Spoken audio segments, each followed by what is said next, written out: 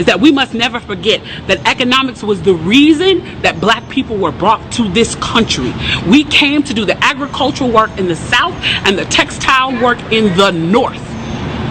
Do you understand that? That's what we came to do. We came to do the agricultural work in the South and the textile work in the North. Now, if I right now decided that I wanted to play Monopoly with you, and for 400 rounds of playing Monopoly, I didn't allow you to have any money, I didn't allow you to have anything on the board, I didn't allow for you to have anything, and then we played another 50 rounds of Monopoly, and everything that you gained and you earned while you were playing that round of Monopoly was taken from you. That was Tulsa, that was Rosewood. Those are places where we built black economic wealth, where we were self-sufficient, where we owned our stores, where we owned our property, and they burned them to the ground. So that's 450 years. So for 400 rounds of Monopoly, you don't get to play at all. Not only do you not get to play, you have to play on the behalf of the person that you're playing against. You have to play and make money and earn wealth for them, and then you have to turn it over to them. So then for 50 years, you finally get a little bit and you're allowed to play. And every time that they don't like the way that you're playing, or that you're catching up, or that you're doing something to be self-sufficient, they burn your game. They burn your cards. They burn your Monopoly money. And then finally at the release and the onset of that, they allow you to play, and they say, okay, now you catch up. Now at this point, the only way you're going to catch up in the game is if the person shares the wealth, correct?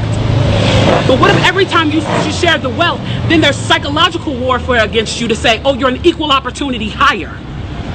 So if I played 400 rounds of Monopoly with you, and I had to play and give you every dime that I made, and then for 50 years, every time that I played, if you didn't like what I did, you got to burn it like they did in Tulsa and like they did in Rosewood, how can you win?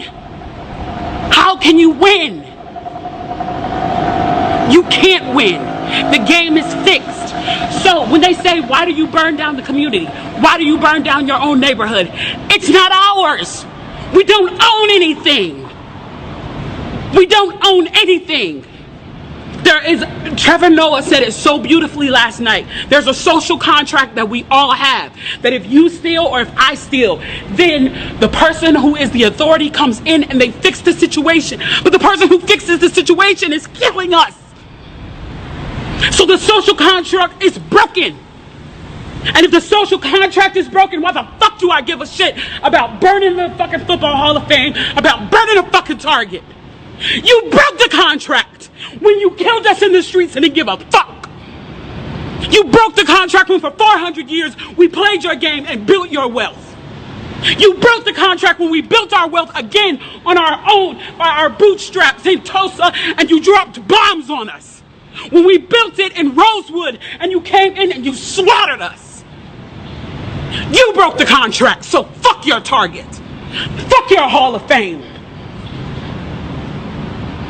As far as I'm concerned, they could burn this bitch to the ground, and it still wouldn't be enough. And they are lucky that what black people are looking for is equality and not revenge.